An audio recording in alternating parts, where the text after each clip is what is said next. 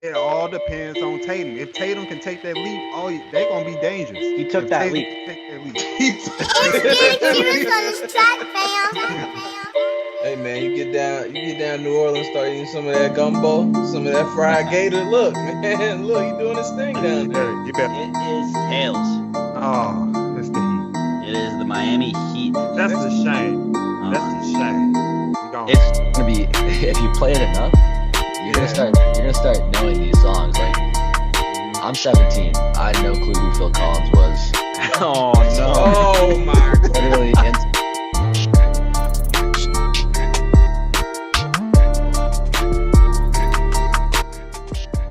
What is up, everybody? Welcome back to the Hoop Life TV Podcast. We are on to episode 22. My name is Jordan Daly, and with me, as always, I have Mike White, Stacey Collier, and Ben Okazawa. Say what is up, guys. What's going on? Yo, what's up, everybody? what's going on, guys? I'm glad to be back. Yeah, we had a little week off. Conflicting schedules. It's getting rough, but we are going to make time.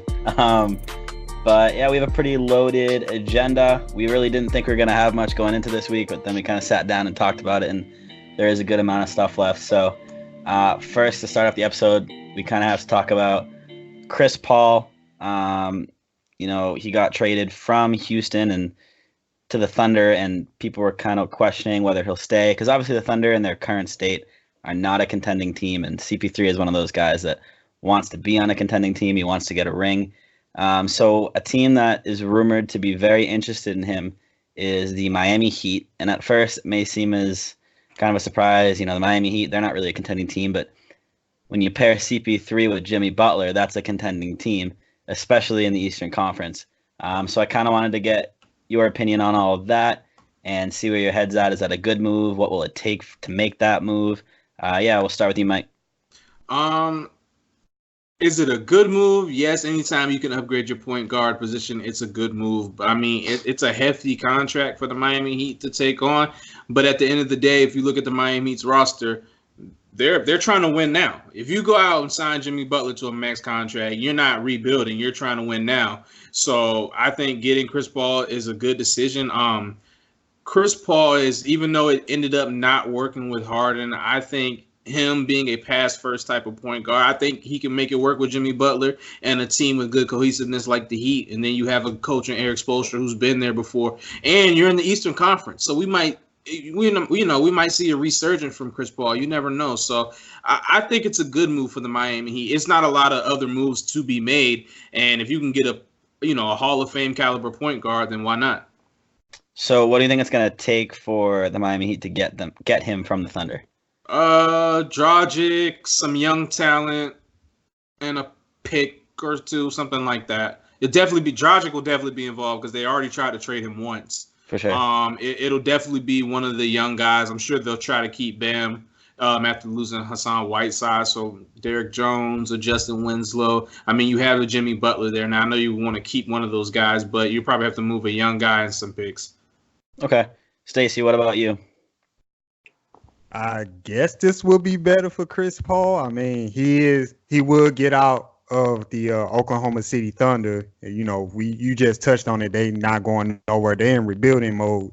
They got a bunch of young players. He's the oldest player, I believe. So him going to the Miami Heat, he'll be going to a fringe playoff team. Miami Heat, they almost made it last year, and now that they got Jimmy Butler, that gives them a better chance of making the playoffs this time around, because as I mentioned in episodes before, they were just missing one dominant scorer, somebody who could get 20, 25 any given night. Now, if Chris Paul goes to the Miami Heat, does this make them a contender in the East? It does not. It does not. You don't think so? No, I don't think so. I don't think Chris Paul will be enough. Now, I think he'll definitely put them in the playoffs for sure. But the question is, always been the question about Chris Paul is his health. He always end up getting hurt at the wrong time. Like when it's time to push for the playoffs, or when they end the playoffs and they in the midst of a tough series, he always end up getting hurt. So, and then they're taking on $42 million. That's what he's due to make next year, if I'm not mistaken. That's a lot of money, but I don't think the Heat worry too much about that because they did balance LeBron James, Chris Bosh, Dwayne Wade for 4 years. So I think Pat Riley will make a way. And like Mike was saying, if they're gonna land Chris Paul, then they'll give up Goran Dragic. I think that's a given right off the bat, and then probably a young player, maybe Justice Win. Hopefully not Justice Winslow. They should keep him, but maybe Derrick Jones. If the Oklahoma City Thunder ask for Bam, they should say no, don't trade Bam. I think he's going to be a pretty good defensive center in the NBA, but I would say that it'll be a slight upgrade for the Miami Heat if they're able to land Chris Paul, but that does not make them Eastern Conference contenders.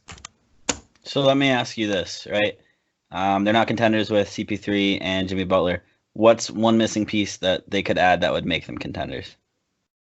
I would say a big man that can stretch the floor. If they can get a big man that can stretch the floor, they have a floor general, Chris Paul. They have a wing scorer, two-way player, Jimmy Butler. If they get like somebody at the 4 or 5 that can stretch the floor, then they'll definitely make them contenders.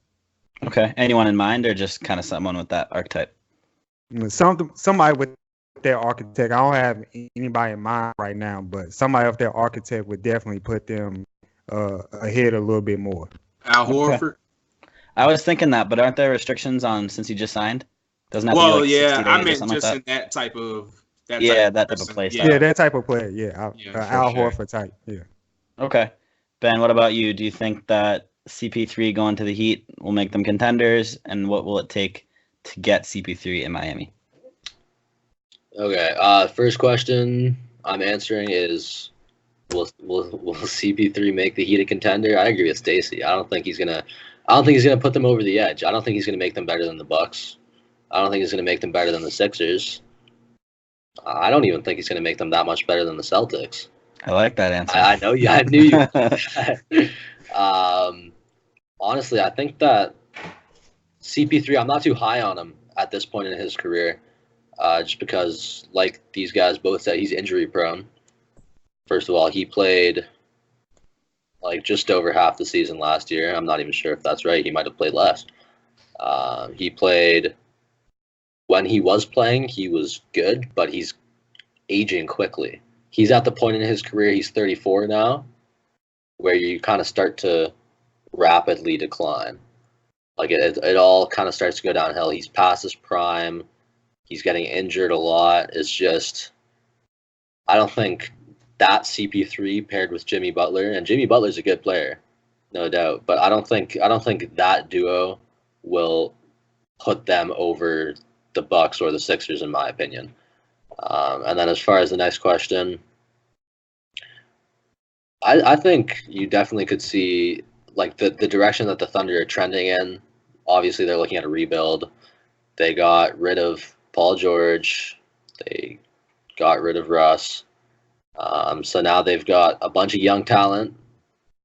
Shai Gilgeous-Alexander is one of them, and they've got a whole bunch of draft picks. So if I'm expecting them to trade Chris Paul to the Heat, I'm expecting them to get back what they've been doing so far this offseason. So draft picks, maybe Tyler Hero, who looked really good in Summer League. I feel like the Miami Heat would list him as untouchable. Yeah, if the team were willing to trade him, Tyler Hero, but I think you're right. Based on like Summer League he had, and they obviously want to see how he's going to do in the regular season this year for them.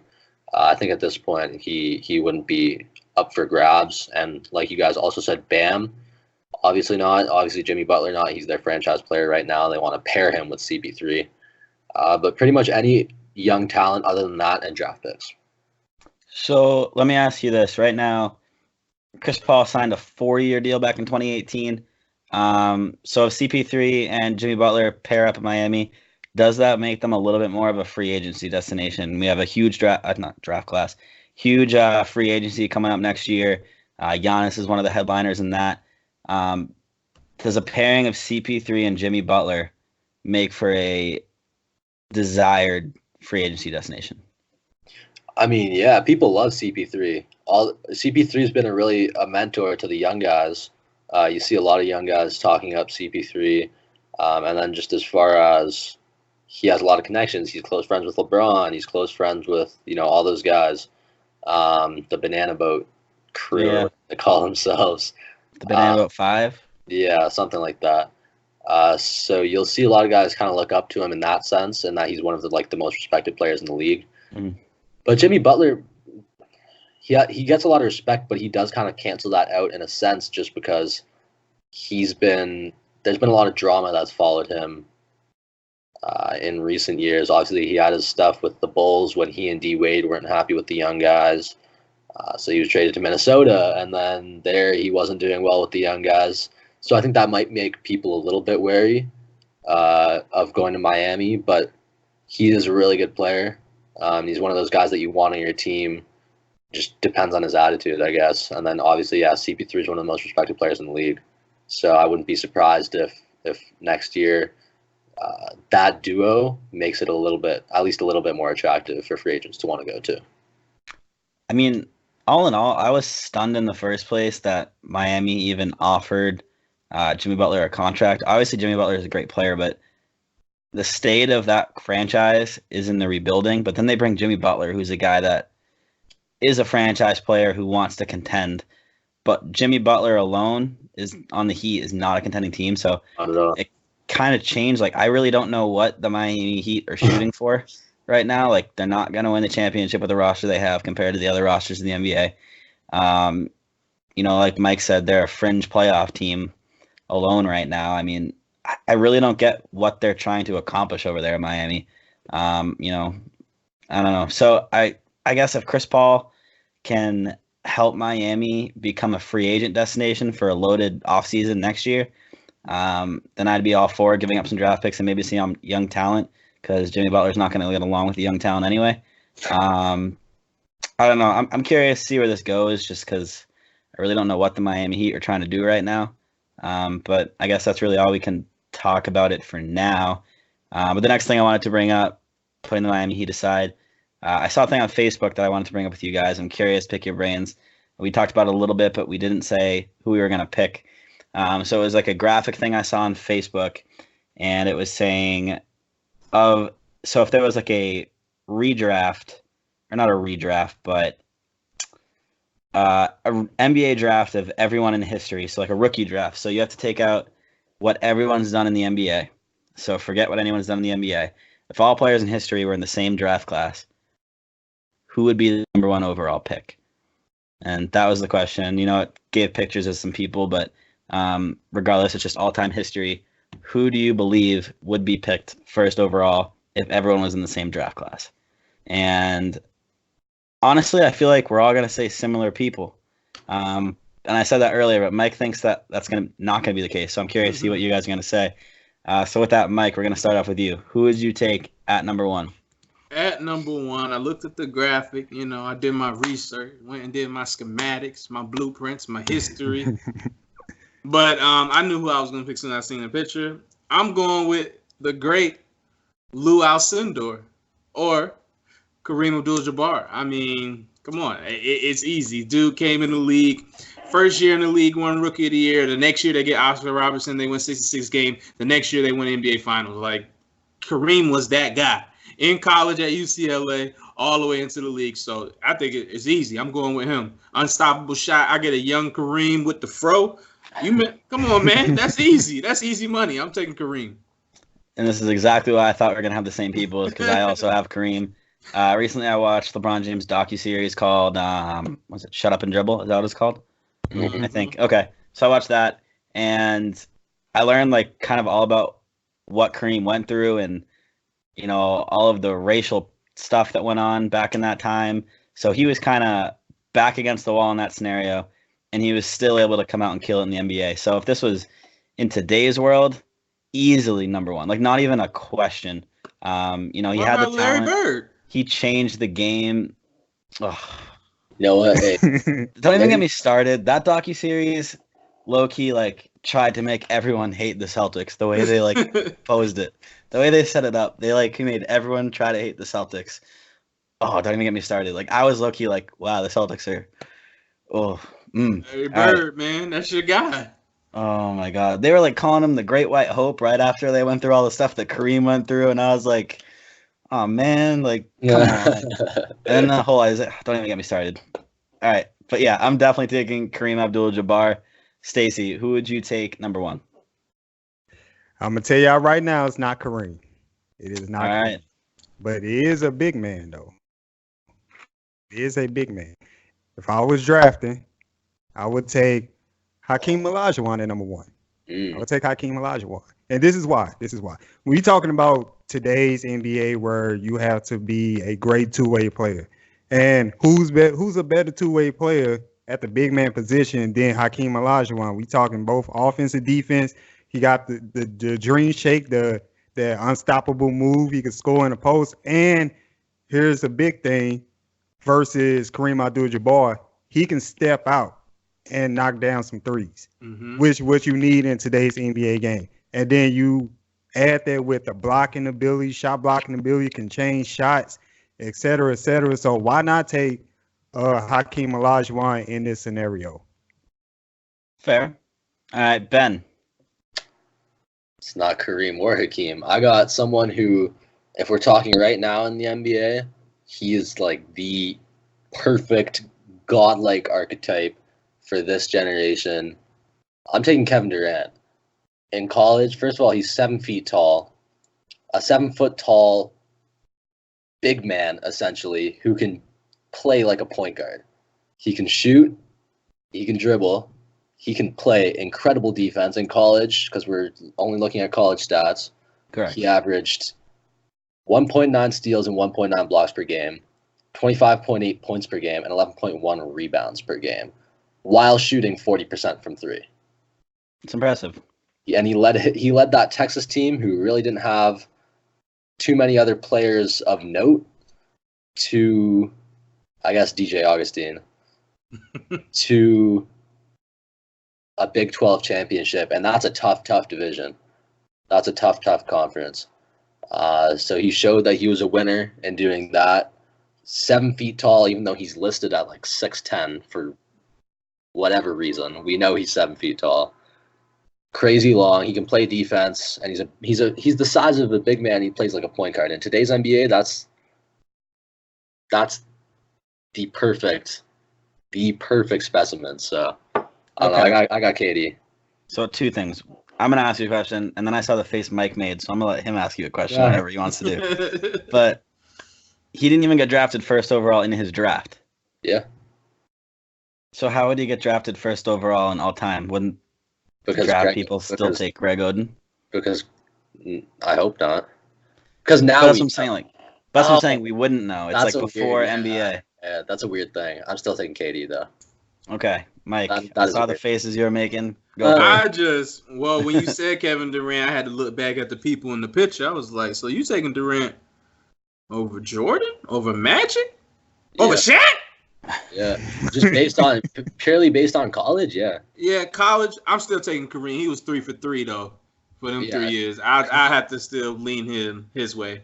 Kareem for sure is a good pick. I'm just thinking about like today's NBA. Yeah, true. Yeah.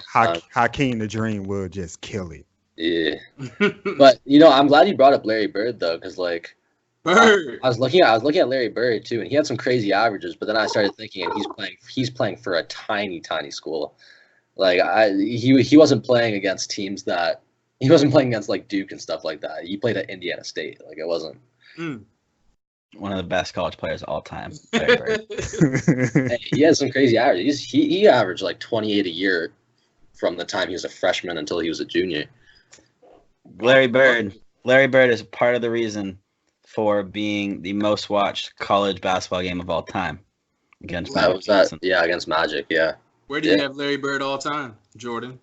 Ooh, all time? I just did my top 50 list, and so I just want to know where you have him. All time. This is my spot. I have to think about it.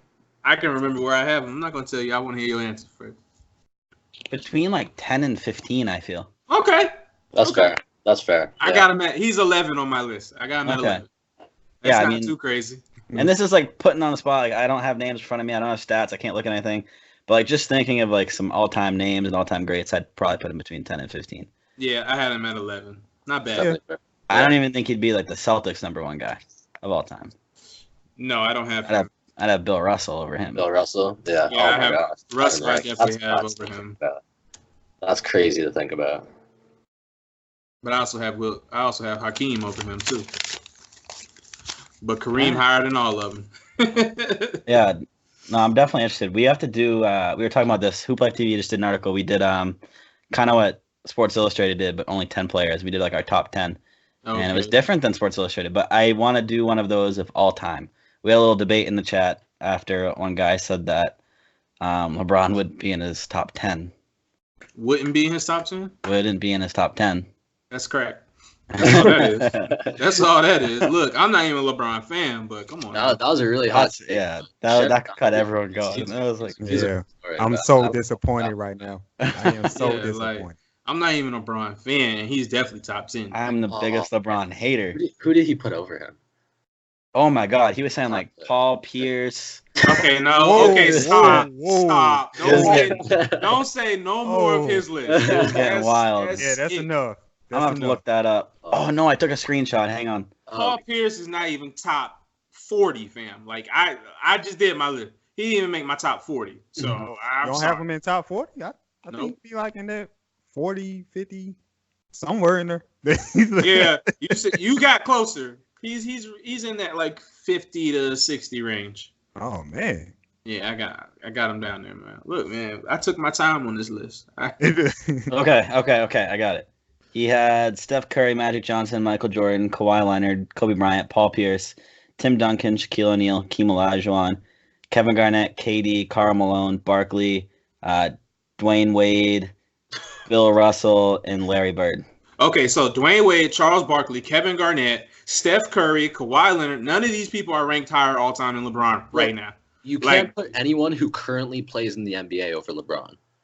Like, facts. LeBron's not right now the best player in the NBA, but he's all time higher than all of them. Exactly. Right? Can't say it on this podcast, but I have the screenshots. I'll send it to you guys later. The best response was from David. What did David say? I cannot say it on I need to see that. Yeah, I have the screenshots. I'll send them to you guys later. But it was, oh man, that got everyone in the chat going. Like that SpongeBob meme came back, the I'm a head out thing. Yeah. Woo, that got people heated. That's funny. Steph Curry? What are you talking about? That was rough. Look, listen, Kawhi is definitely like impressive, but he's had like 3 incredible years. Yeah, I mean, I still had him in my top 50, but he's definitely not higher than LeBron. Oh. If Kawhi Leonard, let me ask you guys this. LeBron's top 3. LeBron's in my top 3. He's in my top 3. I would agree. Yeah. Well, let me ask you guys this, though. Me and my friends were having this debate the other day. We are getting really off topic, but yeah, we are. But this is fun. This is fun. Content. If Kawhi Leonard wins a title with the Clippers in his first year, does he go into the conversation of the GOAT? No. And my friend's reasoning for this, I agree with you, Mike. My friend's reasoning for this was that he won in San Antonio, then goes to Toronto, wins it, and then goes to LA and wins it, both in his first year. I don't think that's ever been done before. Well, it's definitely impressive, but does that make him better than Michael Jordan? Yeah, I don't think so. It's a great story. It'd be a great story, but nah. But that would have to skyrocket his rating over all time. Definitely. I mean, I'm not gonna tell you where I have him in my top 50, but he's already in my top 50. If he wins and with the Clippers this first year, I gotta bump him 5 to 8 spots just off that. Yeah. Like, that's pretty big. That'd be the first time a player's won with 3 different teams. I think LeBron has that same chance to do it this year. With the Lakers, yeah. They're But fighting. it wouldn't be his first year. He didn't make it to the playoffs his first year. And then knowing, as a LeBron hater, I know how we're going to react is that he needed AD to do it. That's how it's going to come back. Oh, yeah. You already know that. You know what it is. Last year, LeBron had squat on the Lakers. This year is Kawhi's first year with the Clippers, and he has Paul George. Yeah. Patrick Beverley, Montrezl Harrell, like the nicest defensive line. Man. Yeah. Hey, shout out to Terrence Mann. That's Jordan. It's cool. He finally got the NBA logo over his name when he goes plays 2K, so everyone knows he's an NBA player. There you go. That's cool. Yeah, but all right. Before our tempers get too out of control about that whole LeBron thing, another topic going around the NBA right now is Andre Iguodala. He's currently with the Memphis Grizzlies after the Warriors. Did the Warriors trade him, right? Yes. It was a trade. I don't remember what the trade was. I don't think they got much back. I think it was more of a salary. Yeah, a salary cap for sure. Yeah. But it was pretty much like set in stone right when he got there that he didn't want to be there.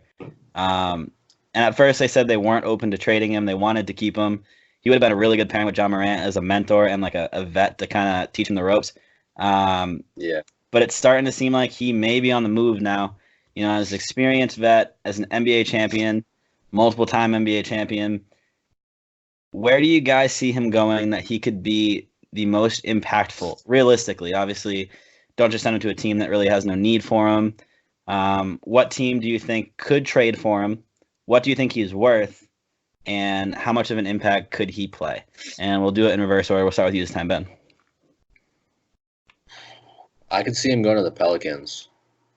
They have a lot of young guys there, and they could use like a mentor like him. And obviously, he still has a lot of value as a player. He's a great defensive player. He can shoot the ball. Like as a spot-up shooter, he can still knock down threes easy, especially if you leave him open, which teams tend to do. Well, I guess that was when he was with the Warriors, and there was Stephen Clay and KD around the perimeter as well. But no, he's still a great player, and I think he would be really valuable as a mentor to guys like Lonzo Ball and Brandon Ingram, Zion. So I think that'd be cool to put in New Orleans. What role do you see him playing? Starter, bench player, six man? Bench player. Bench player. Because Okay. I think they want to let the young talent develop in starting roles, and then just leave him on the bench to come in and do what he does. So what do you think the Pelicans could give Memphis to get him there? Ooh. I doubt the Grizzlies are looking for much back. Probably just someone they don't really care about. Couple picks, maybe? Yeah, like a second rounder, something like that. Okay. Stacey, what about you? I got 3 teams right now that can use Andre Iguodala's services. I got the Lakers, the Rockets, and the Brooklyn Nets. I think those 3 teams can definitely use Iggy. He will provide leadership, championship pedigree, and a defensive presence. And especially the Lakers and the Nets, they can use it. And with for us, the Nets concerned with Kevin Durant being out the whole year, it seems like they need somebody on their wing player. Somebody could come off the bench, provide productive minutes. And of course, the Lakers, they can get a little bit better defensively.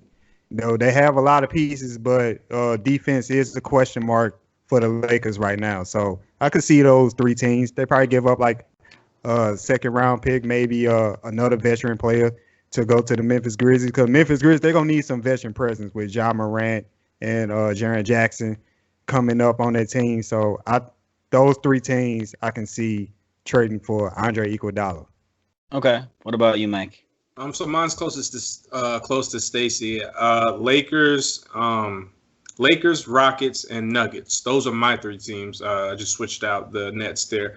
Lakers simply because that's one of the things we lack is more wing defenders. I know Kuzma's getting better and he'll be better, but it'd be nice to have a veteran presence there, another guy who can play a little point guard, since we really are kind of thin at the point guard position, in my opinion. And, he's a veteran coming to a team that's full of veterans, outside of Kuzma and a few other players. But this team totally flip-flopped over the summer, so I think he would fit nicely. With the Rockets, just having another wing, another guy out there who can defend, another guy who can knock down an open shot, and another guy who can create basically the same thing I said for the Lakers. And as far as the Nuggets, he played there. I think I was reading an article somewhere that he wouldn't mind going back there. He loved his time in Denver, and they could definitely use another vet. I mean, they have Paul Millsap, but they're a team mostly of young talent, young guys. Jamal Murray, Joke is young. What's the shooting guard? Gary Harris. They're all young type of guys. They just traded for Grant. So I think Iggy would fit right back in Denver and provide. If I had to say how he would play, I think he would play bench minutes wherever he goes, coming off the bench, but he would see a lot of minutes. Same thing kind of with the Warriors. Come off the bench, but he might be in there during the last 2 minutes of a game when you really need to clamp down. So those are my 3 teams. All right. I'm glad you brought up one of those teams. I thought they were going to get left out. I also have the Denver Nuggets. Okay. They're definitely a contending team, and I think that pretty much what everything Mike just said, Iguodala could be a huge help coming off the bench. Another team that I have that no one brought up was the Atlanta Hawks. I feel like he could bring up a pretty good bench role coming in off the bench, and also a pretty great mentor to Trae Young. Trae Young's main aspect of the game right now is shooting, and I feel like Andre Iguodala could probably teach him a few things on the defensive side of the game as well that I think would translate well into Young's game. And the third and fourth team I have, they may be a little bit reaches, but as fringe playoff teams, I'm sorry to do this, the Raptors are probably a fringe playoff team this year. I have the Toronto Raptors and the Miami Heat, especially if CP3 is going to the Miami Heat. If you get Andre Iguodala over there, that pushes them into mid-range Eastern Conference teams, which I think would be pretty nice to see. Toronto Raptors, they have a bunch of young guys over there that I feel like Iguodala could help out with as well. I really like Fred VanVleet over there, and I feel like that could be a decent pairing. So I don't know. I feel like there are a lot of options for him to go. I feel like we all just brought up a bunch of different teams, so that's reason to believe that a lot of teams could use him. I think it's what it's going to come down to is what is his value in a trade. In my opinion, I think he's worth more than a second-round pick. I think it's going to come up to maybe a great team's first-round pick because they know it's going to be in the high 20s, 30 range. I don't know, but I'm curious, where do you guys see his worth on the trade market? What would you trade for Andre Iguodala? And anyone can answer this. I'll say like another veteran player, and I don't know about a first-round pick. I don't know about giving that up for Andre Iguodala. I give like a couple players and some cash for him, but I don't know about it. If I give up a second-round pick, if I can get away with that, I'll do that too. But I don't know about first-round pick. Even if it's from a contending team like the Clippers, the Bucks, something that's going to be pretty much a second-round pick in the first round. Do they even have first-round picks? I don't know. Usually contenders don't have any, but you know, if I'm one of those teams like the Clippers and the Bucks, I don't think they're really pressed to get Andre Iguodala. I think for them it'll be nice to have him, but they don't necessarily need him. They already got what they need. Those are the two favorites to come out the East and the West anyway, so I don't think they need Iggy. Okay. All right. Well, any other thoughts on Iguodala? I don't want him to go to the Hawks because I don't want him to take minutes away from Vince. Thank you. Vince is the GOAT. But yes. Everything else, no, you're good. Nah, I was to every Hawks game this year at the Garden. I was just gonna say that I think he's probably worth. I think he's owed quite a bit of money though. That's the thing. So you got to make the salaries, man. I think he's owed like 16. I think it's up there like that. So that sounds like 2 players and a late first round pick. I mean, if you're gonna make a match, how much is he owed? 16 mil. Okay, yeah. So 16 mil. That means that's about 2 players around 8 mil, or however you change it up. So it's gonna probably have to be about 2 players, or it's gonna be another player on a kind of bad contract where you can switch them out. So it'd be something like that. I just was thinking about his contract. Yeah, it expires at the end of this year, so they probably only have to put up with that contract for a year, and they have bird rights, whether they want to exercise those or not. But something that one of you guys brought up was cash. When it comes to cash in the NBA, one of the biggest things with that is tampering. People make deals before they can, and people try to be sleazy and cheat the system.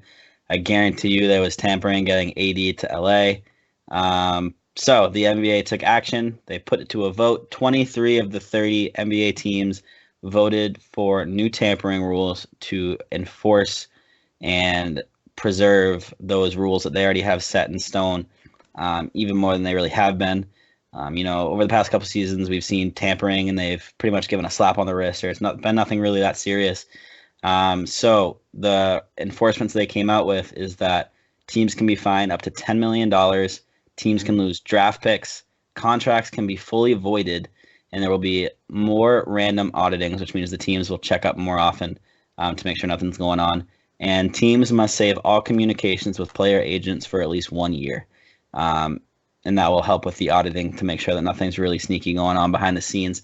And this has already kind of been into play a couple weeks back, or maybe even a couple days ago. I don't really remember.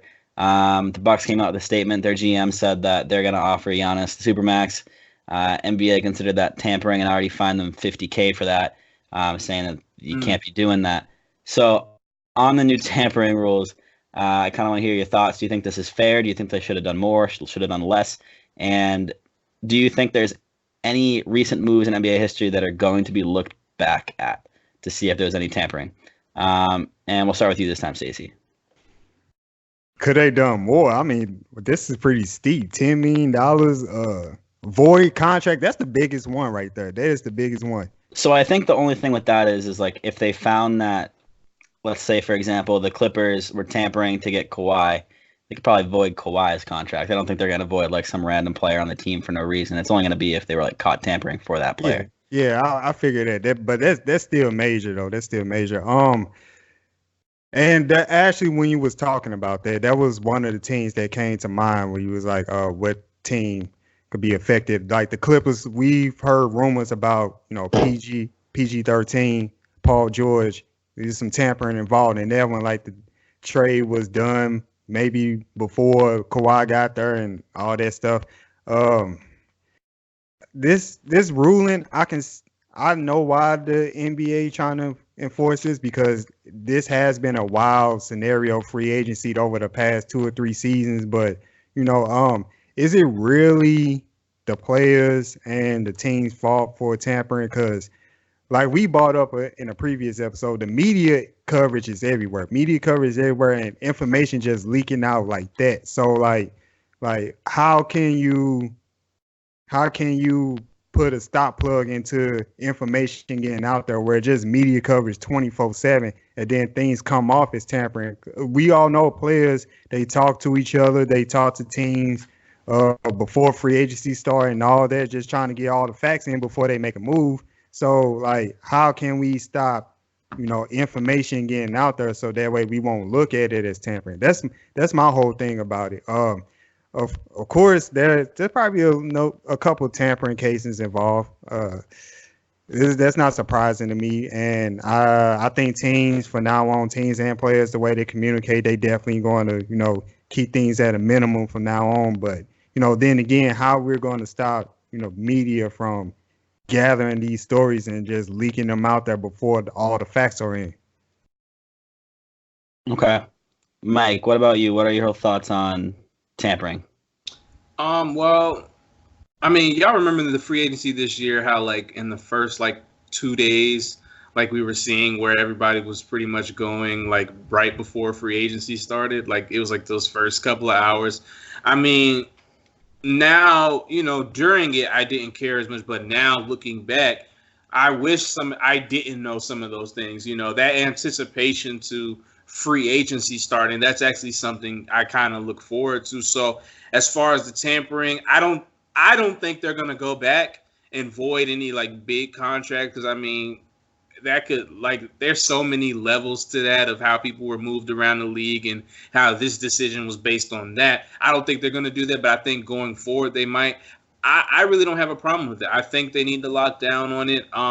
They're basically just saying stop putting your shit out there. You know what I mean? Stop putting it all out there for everybody to know. I mean, tampering is going to happen to some sort of fashion no matter what. It's too many people working in these organizations. Information is going to get out at some point because, people talk. So this is really going to see which teams are really buttoned up organization-wise and see who can keep their mouths shut. And, I don't really have a huge problem with it because, again, I like free agency. I think it's another exciting part of the NBA season, and I like to wait until the free agency actually start and then start knowing. If Woj telling me 2 days before, I mean, it's cool, but now I'm thinking dang, I wish I would have known later. The only person we really had to wait on this summer was Kawhi. Everybody else was pretty much signed, or at least all the big names we knew. We knew Kemba was going to the Celtics days before, so it's just things like that. I mean, I'm sure some organizations may not like it, because of things like that, but I'm with it. I don't mind it. Enforce it. Let's keep it down. Let's crack it down. Keep all y'all business out the public. I agree. I mean, you brought up a point about free agency being kind of boring this year because we knew everything already. I swear, the second that clock hit time for free agents to be open, Woj just started sending all of his draft tweets. He had those days. They all came out at the same second. Everyone was like, all right, you're late, Woj. We knew this. Yeah, I don't like it. I like what you said. I miss it when, we'd sit down and have our phones ready for the clock to strike and we'd just be waiting all night for something to happen. And then we wake up the next morning and nothing would happen and we'd still have to wait a couple days. I definitely miss that. I remember sitting in front of Sports Center, just waiting for something to happen. It's that anticipation. It's all gone when you kind of know ahead of time. I'm a big fan of these new rules. I would like to see them investigate some of the recent movements. I would like them to look in on not necessarily AD. I would say Kawhi Leonard, Paul George. That whole story is crazy. Yeah, there's definitely something going on there. I would definitely say those two to begin with. I feel like there's someone I'm forgetting about. And then especially this coming year, I feel like they're going to be hardos about it. I feel like they're going to call out everyone to kind of set a new standard. Giannis is a free agent this year. I forget who else, but I remember seeing that it's like a loaded free agency. So I definitely think the NBA is going to do a ton of random audits throughout the season and more towards the end of the season before it hits the free agency period. I think it's about to be a crazy offseason next year, and a lot of tampering is going to get uncovered pretty soon. I definitely hope they look into a couple of the more recent transactions, though. But Ben, what are your whole thoughts on tampering and their new rules? First things first, I can already tell you, of those 23 teams, Brooklyn and Los Angeles Lakers were not on that list. Yeah, very true. But no, I think it is a lot. Like you guys said, like it's definitely serious, especially considering over recent years tampering has been getting more and more blatant, and the NBA hasn't really been doing anything about it because what can you do about it? Yeah. But now they have all these rules set in place, and it's definitely they're taking it seriously, which, like you guys said, I don't mind because just do whatever you want behind closed doors, but keep it to yourself. Like you guys said, I knew everything. KD to the Nets kind of shocked me actually, but we knew Kyrie was going to Brooklyn. I didn't. I was staying hopeful, but I'm glad that bumped out. Yeah, we knew Kemba was going to Boston. We knew where all of the big names. We knew AD was going to LA somehow. We knew he was going to get there somehow, somewhere at the point in time. But we knew where all the big names were going. So just do whatever you want. Do it behind closed doors. Is basically, like Mike said, what the NBA is doing right now. Obviously, you're not going to be able to stop two friends from having a conversation and an organization and a friend from having a conversation. But you can kind of enforce stricter rules to keep it from being as blatant as it has been over recent years. So I don't mind it at all. So one thing about tampering that I kind of wanted to bring up, and I actually heard this from playing 2K, it was like the announcers and stuff. They were talking about like in the history of the NBA and through like the 70s, 80s, and 90s, no one really wanted to team up because they all wanted to like do it on their own to be the best player of all time. Where nowadays, like all these NBA All-Stars are friends. They all want to play together. It's just a complete different environment. Do you think that kind of has a thing with tampering? Because like they all want to play together, or they're all friends, so they're not really trying to hide anything that they want to play together. So like Kyrie and KD, we knew they were friends for a while. We saw at All-Star break that secret conversation in the tunnel, what they were talking about. Like they're friends, so it's like anything that looks like they're talking just because they're friends, people are going to interpret it that it's tampering. It's a lot different than the NBA 20, 30 years ago. Do you guys have any thoughts on that as a whole? I mean, anything in this day and age, the way the media is today, they always have to find the story. If two guys are about to be free agents and you see them having a beer, they collaborating to get together. I mean, that's just tampering. That's just what it is. Remember, what was Kyrie and KD were talking like in the hallway before a game or something? Yeah, and they just take it and run with it. So, I mean, I didn't want to believe it, but apparently it was true. Can players tamper, though? Can players tamper? I don't know. That's the thing. Like, I feel like if you send, let's say your spokesperson for the Lakers is LeBron, and your GM says, "Hey, LeBron, go talk to this guy and make him come to our team." Yeah, that's kind of tampering. Yeah, like, I don't think, tampering. but I don't think players can tamper though. I don't know. They should look into that because like, if the GMs and whatever can't do it, they're just gonna be like, "Hey, all-star on our team, go talk to this guy and convince him to come." Exactly. Like, that's still tampering. Like that's still the same thing. It's on behalf of their organization. Yeah. But Mike was bringing up the point that I was bringing up, like there's so much media coverage, so many cameras, everything's 24/7. Everybody needs an update. Everybody got to know what's going on. So how can we stop that? Because anything like we were just mentioning, two guys having a beer together and they friends and they just so happen to be free agents. That could be considered tampering and all that stuff. So, how can we tell the difference? For sure. It's going to be a fine line and it's going to be hard to do. Not even that, but like these days, you let someone's trying to both free agents. It's there. It's already there. You post a picture with someone on Instagram, it's there. You follow someone on Instagram, it's there. You tweet about someone, it's there. Like, it's just with social media and even in person like that, it's just everything gets analyzed.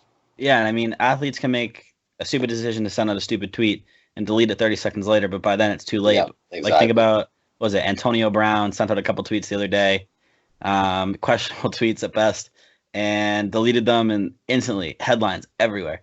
Anything like that could happen in the NBA too. So social media makes it tough, and it's crazy how every little thing that we've just been talking about kind of goes all the way back into tampering and what is tampering. So I think the NBA is going to have a kind of a tough time with that, and I hope they don't just start going around and finding everyone. It's like, oh, that's tampering. I hope they set like a guideline of what they consider tampering. And I pulled up the list for 2021. I gotta say the list because the list is wild. It's gonna be mad tampering. I'm just gonna let the NBA know now. It's gonna be mad. Look, it's Kawhi Leonard, LeBron James, Giannis Antetokounmpo, Paul George, Drew Holiday. Right, imagine those five just sign in one team. Right? Drew NBA Holiday, canceled. Bradley Beal, Rudy Gobert, Michael Conley, Oladipo, DeRozan, Blake Griffin, LaMarcus Aldridge. Oh my gosh. AD, Chris Paul, Gordon Hayward, Otto Porter. Like, man. That's the best free agency of all time. That's going to be wild. Now watch half these players just re-sign with whatever team they're on. I like the mix-ups. This year was fun because there are so many like changes. Like, I'm going to have to learn rosters all over again. Yeah. It does kind of make it annoying when you buy a jersey or something, though. Yeah, definitely. Yeah, my sister has a curse that we don't let her buy jerseys with people's names on the back. Whenever she buys one, they get traded. So she has like 20 Bruins jerseys in her closet of people that haven't been on the team for a while anymore. Yeah, but that definitely sucks. And I mean, on that, it was kind of funny how, completely off topic, but LeBron wanted to change his number so AD could wear like whatever he wanted, 23 or whatever. Mm-hmm. And Nike was just like, nah, you're not. You can't. No. Hey man, we ain't about to print all them jerseys back out. Yeah. I was gearing up to give me a number 6 LeBron Lakers jersey. I missed my opportunity with the Heat, so I'm like, I got to get this one. You know what jersey you need though, Stacey? A Marcus Smart jersey. Yeah, let's move Boston on. fans in our chat are shameless about their Marcus Smart. Marcus Smart, guys. Okay. Let's go. Defensive Player of the Year next year. You know what's coming. DPOY. Wow. It could be. Like, I wouldn't, honestly. I guess. I'm just waiting for the day when you guys all wear Celtic stuff. It'll make my life. That's not going to happen. When's your birthday, Jordan? June 26th. Just passed recently. Not recently anymore. It's already almost October. Wow. Summer flew by. But it's got to happen. You guys got to do it. It's going to be like our Christmas special. For Christmas Day games, everyone wears Celtic stuff. I'll get pass. a lot of no's. Mike's the only one. Mike's the only one. Mike's the only one that can get away with not doing it because he's a Lakers fan. Can't do it. And the Lakers play on Christmas night. Stop it. I can't do it. Can't do it. All right. Fine. Had to shoot my shot. But speaking kind of the Lakers, you know, the Ball family's gonna go down in Laker history. Speaking of the Ball family, we got LaMelo Ball entering the rookie draft coming up next year. Or is it this year? Next year? How do I word that? I think it's this year. This coming summer. This coming summer. Thank you. 2020. I didn't know how to word that. Yeah. So there are a lot of talks going around right now of where he's gonna land, and people are having an argument right now: is he a number one pick option? And I kind of hate talking about if he's the number one option right now because we don't know who has the number one pick. It's gonna come down to team needs, in my opinion. That's how it should always come down, but it's not usually how it comes down to it. But do you think LaMelo Ball is a number one pick option, considering everyone else is in the draft so far? We'll start with you, Stacey. Is he an option? Oh, yeah, he's an option. I mean, there are other options too, but he's definitely an option. Now, is he going to be the number one pick? I don't know. I think he could be in that 5 to 7 range because he's pretty good. He's not pretty good. He's very good. He's very good. And one thing that he has over the people that's with him in his draft class is he's playing against pro players. So, like, he already know the ins and outs of being a pro. But A lot of that depends on whether he's the number one pick or not. That depends on how the players that's also projected to be in the draft class, how they're going to play out this coming season in college basketball. So we already know a few names like R.J. Hampton, and we brought up a couple names before the episode. So like we got to see how they play. But I mean, he's definitely in that like top 5 to 7 range right now. Yeah, so I think it's either ESPN or Sports Illustrated just did a mock draft today, and they had him at 3. See, I don't remember if it was ESPN or Sports Illustrated, but I know they had them at 3. I think what's going to bring him down the most is not anything he can control. I think it's going to be his dad. We saw, I don't even want to say his name. We saw him bring Lonzo up, pretty much talking his way into coming at 2nd to go to the Lakers. But I think that now how the NBA knows how he rolls, it's really going to carry LaMelo Ball down. I think LaMelo needs to try to cut his ties with him like Lonzo recently did. Lonzo's going on interviews saying that like they're completely separated now. They're not talking anymore. I think LaMelo Ball's best chance of having a successful NBA career is cutting off his father as soon as possible. I know that's harsh to say because it is his dad, but he's only in it for the business, and he's going to ruin his son's career. He needs to find a way to cut those ties. Mike, what are your thoughts on LaMelo at 1? I don't know if he'll go number 1. I think he'll definitely be top 5. I think he'll be a top 5 pick. Like I was telling y'all before we hopped on, I think LaMelo will be the best ball brother. I think he's a little bit of both with his own style. Like I was telling you guys earlier, LiAngelo was supposedly the best shooter out the group. I think LaMelo has that skill of shooting. He has Lonzo's vision. I see him create lots of passes when you watch highlights of him playing and from Australia and the JBL. And then he's also his own man too. He can score in all types of ways. He's great off the ball. He's great on the ball. So, I mean, I like LaMelo Ball. Obviously, there'll be questions about defense as there is for most guards coming into the league early, but I think he's easily a top 5 pick. I don't even think LeVar could stop this. When you see a talent this good, look, there's not much he could do to hinder it, and it's a little bit different than Lonzo. Lonzo's game is a certain way. He wasn't being used correctly. Like I was telling you guys earlier too, I don't get that same kind of timidness that Lonzo gave off in his first year. I think LaMelo has a different attitude, a different swagger about him. Yeah, I don't think he'll have that problem. I don't think LeVar's gonna talk at the end of the day. You know, I think LaMelo's still gonna go out there and hoop, man. So yeah, top 5 easily. We'll see how he does in his first year in Australia, and we'll see how some of these other college prospects do. But he'll definitely be a top 5 pick to me. Okay. Ben, what about you? And LaMelo he's fun. It's fun to watch LaMelo play. High school basketball, he's 6'6", 6'8". Yeah. As a point guard, he's shifty. He's got a great court vision. He can pass the ball real well. He can shoot, as we've seen. His form's janky, but he can shoot. Like his brother. Yeah, exactly.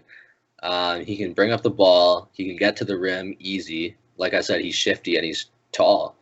Obviously, he's pretty thin, so it would be hard to see how he's going to fare in a professional basketball league like the NBL. But he's been doing well so far. But we'll see how NBA scouts feel about that. And then at the same time, it's hard to kind of judge international players because he's playing in Australia. These other guys are playing college. College players are playing against the best of the best. That's not necessarily true when it comes to LaMelo. He's playing against... It's just hard to judge because he's playing in a completely different league. All these guys like Cole Anthony, guys like that are playing against each other, all these other top prospects, and he's in Australia playing against grown men. So it's kind of hard to get a gauge there for NBA scouts. But just based on all of his like raw physical talent, I think I would not be at all shocked if he's a top 3 pick. Then just based on how he does, and then obviously how he stacks up to the college players in terms of how they rise and fall in terms of their respective status in the NBA. He could easily rise to 1, I think. Okay. I mean, I haven't looked too much into who is on the draft board yet. I usually don't do that until college season's underway. I also think the amount of times the draft board changes within the year before the draft. I mean, geez, I know Zion was up there, but I don't think he was number 1. I think R.J. Barrett was a lot higher. I think Cam Reddish was a lot higher going into that final season. So I think a lot's going to change. It's really too hard. I feel like 3 to 5 range is okay estimate for now. I really want to see how he's going to do in the NBL. I think the success of Luka Doncic is really going to help him out, seeing that foreign players can come out of foreign leagues and really shine in the NBA, as we saw with Luka Doncic, getting the Rookie of the Year and honestly coming down to an all-star, possible all-star in this first year, which is just crazy. So I definitely think, the success of foreign players is going to help LaMelo Ball, but I don't see him as a number one pick right now. But like I said, a lot changes in that final year, so it'll really all come to that. And kind of switching gears for a second, there's some rumors going around the NBA. Not time for hot takes yet. It's coming soon, though. Ben, that's yours. But last year, Durant went down with an AC. No, it wasn't ACL. It was Achilles. It was Achilles, right? Yeah, Achilles tear in the NBA Finals, taking him out. And then he goes to Brooklyn, where it said that he's going to be sitting out all season recovering. And then some rumors start floating around past couple days saying that there's a chance he's coming back this year.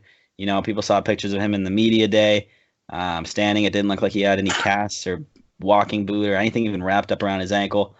So people started saying he's coming back, and that kind of went around social media for a couple days. And yesterday, the GM shut that down, saying absolutely not. He's done for the year. Don't even think about it. I wanted to hear your opinions on that. Do you think he's actually done for the year and the GM was just saying that so it doesn't get in Durant's head to feel like he needs to be rushed? Or do you think he's going to actually be sitting out this full year? And what do you think he should do for this year? And we'll start with you, Mike. I think he'll be sitting down the full year. I don't think that's no joke, and I think he should sit down the full year. We just saw DeMarcus Cousins come back early and then get injured and then come back and then get injured again. So I don't think this is anything to play about. Like we've talked about this Achilles injury a lot over the course of the summer and before during the NBA season, and it's just not something to play around with. I definitely think he needs to take that year off, and I think he will take that year off and come back 100% healthy. He's getting older too, so you have to be even more careful. I'd rather him take a year off and come back when he knows he's 200% ready to go, not just I think I could do it 80%. Come back and help the Nets in the playoff. Nah, it's not that serious, bro. Your career is more important. I think he'll sit out the whole year. All right, Stacey, what about you? Well, first of all, you can't do a photo shoot in a walking boot. They just don't look good. So that's why he didn't have that on, in my opinion. But I agree with Mike. He should sit out the whole year. He should sit out. I think it's in his best interest. Like Mike was saying, what happened with DeMarcus Cousins, he tried to work his way back. He tried to prove himself, and he did too much, and that's now his career is in jeopardy. And Kevin Durant, he doesn't want that, so he has to, sit out the whole year, get better, work on your legs, work on your frame, get a little stronger, hit the gym. At the same time, still be supportive of the Brooklyn Nets because they're going to be a playoff team. They're going to be dangerous. They're a wild card team in the East, and come back in 2020 when you healthy and you ready to go. But he definitely shouldn't rush it. I mean, look what happened last time he tried to rush and come back and help the Warriors. He injured himself in the game, and now he got to sit out the whole year. So you definitely want to take your time with an injury like that, especially for a player whose game is predicated on wing, constant scoring, shooting, et cetera, et cetera. So he should sit out the whole year. Okay. Ben, any different thoughts, or are you in agreement? No, I'm the exact same. Even if the GM had said, yeah, there's a chance he could come back this year, I don't think KD and his team, his family should at all try to rush his return. Just because, exactly like Stacey said, he came back early last season in the playoffs with the Warriors against the Raptors, and he hurt himself right away. I think he just needs to take that time, take this full off season, take all throughout this year and next off season, just to rest up, get better, get stronger, and come back ready for the Nets to kill with that KD and Kyrie duo. Yeah, I agree. I'm in agreement with all of you guys. I really don't think he should rush it. But let me put it into this scenario. Let's say it's All-Star break now. KD is feeling good, but not back to 100%. The Nets are around third or fourth place in the East. Do you think, knowing the kind of guy KD is, he would try to rush back in hopes to push for a finals run And with KD back on the Nets, are they even that good to make it that far? We'll start with you, Mike. I don't think he would push himself. He tried to do that in the finals, and we see where it got him. So I think if the Nets are having a great season, and they definitely have the potential to do that, Kyrie Irving, Spencer Dinwiddie, Karis LeVert, I mean, they've got some pieces over there that can definitely make some noise, score a lot of points. Jared Allen, the young defensive center. So, I mean, I don't think he would rush back. If he was to come back, they're instantly, you would have to call them a title contender. You instantly have to call them a title contender. They would still have their struggles with teams like the Sixers and the Bucks, just because they'll be able to pound them inside. And the Celtics, of course. I mean, they would have some. I mean, it would be a challenging series with any of those teams. But I don't. No matter how good the Nets are doing, I just don't see no point in bringing him back. I don't. Okay, Stacey, what about you? Yeah, just keep sitting that out. Don't even try to come back. Whether they 3, 4, or even 1, 2. I mean, like, just keep recovering. Just keep supporting them throughout their playoff run. There's no need to rush back because you see them doing good. I mean, we expect them to do good anyway. And if he was to come back at that time period, it's going to be a little struggle for them because he has to work his way back. He has to get back in physical form. He has to get ready to play big minutes because they're going to play him big minutes down the stretch, especially if they see themselves as a title contender. And that's just going to, put more exhaustion on his body even more. So, like, if he comes back at that time, they would experience a little struggle as they try to work Kevin Durant into the lineup. But they'll be fine long term, but in that short amount of time period where you try to push for the playoffs, it'll be risky to bring him back. Ben, any different thoughts? Yeah, I kind of disagree. Actually, I think it's tough because it depends on whether or not he's learned his lesson from trying to come back early last season. I don't think he should come back, and I'm not sure he's going to try and come back, but just knowing the type of person he is, like you said, and this is part of the reason why I took him number 1 in our redraft or whatever, is he's a killer, he's a competitor. He has that, I guess you could call it the Mamba mentality. He's KD, he's a winner. Like, that's what he does. He's a competitor. So I think there's a chance he tries to come back, but he shouldn't, and I'm not convinced that he will. Just because it's just all based on whether or not he learned his lesson from last year, which hopefully he has, because he should not come back. Yeah, my worry is if they are in that situation and Durant's borderline, like, thinking about it, he's like, I could come back, but I may re-injure myself. My biggest worry in that situation is, I think the players on the Nets, the Nets front office, coaches, stuff like that, may try to pressure him into it, which I think would be a stupid decision on their part too, because you're risking another re-injury and possibly another season sitting out with one of your stars. But I hope they wouldn't do that. There are still a lot of teams in the East alone that I'm taking over the Nets, even with Durant in that situation coming next year. Yeah. And looking at the West, I don't think it's the Nets' year regardless next year. So if I'm Durant, I'd be sitting out. As much as that probably kills him, because he is a competitor at heart. So I know that's definitely probably hurting him. One thing before the next thing. You brought up Kyrie, Mike. Did you guys see that he got elbowed in the face in practice and got sent to the hospital? No. No, I didn't see that. I suppose a joke is going to follow this from you, Jordan? No, it's literally not a joke. It's legit serious. And I'm in a bunch of Celtics Facebook groups, and everyone was like, the dude deserves it. And everyone was like, I hope they hit him harder. See, that's what I was saying. That's what I was trying to say. Man. We're going to say something like that. I just had to bring it up. But speaking of injuries and speaking of the Golden State Warriors, where Durant came from, Klay Thompson was also injured last season. So something interesting about him is I was reading some articles that the doctors are recommending to him, and as of popular opinion now, it's that he may come back after All-Star break. Articles revealed that doctors are saying that with an ACL tear, to become 100% again, regardless of how you feel, you should give it at least 2 years before you do any kind of physical activity that will risk re-injury. So I kind of wanted to bring that up with Klay Thompson and he doesn't even want to give it a full season, not even a year, just like a full season. So I thought that was kind of interesting to me. What's that going to be, like 6 months from the injury to mid-season, 6-7 months, something like that. That absolutely blows my mind, saying that doctors are saying 2 years. How long do you guys think Klay Thompson will sit out? And if he does decide to come back All-Star break, are they a title contender with the current roster they have? So would it be worth it? And we'll start with you, Mike. Well, I can believe that it'll take 2 years for an ACL injury to completely heal. I could believe that. I mean, the players are still going to be on the court. You know, with Klay Thompson though, he's a catch and shoot type of guy. Doesn't really do a lot of off the dribble. I'm gonna ISO you and do that. He does that every now and then. So I think his play style, he would be able to stay healthy even though he's not 100%. You know what I mean? Just the way that he plays. Then you have Steph and you have D'Lo. So you have ball handlers for people to get him the ball. Now he does have to run off a lot of screens and stuff, but it's not as much dribbling and things of that nature.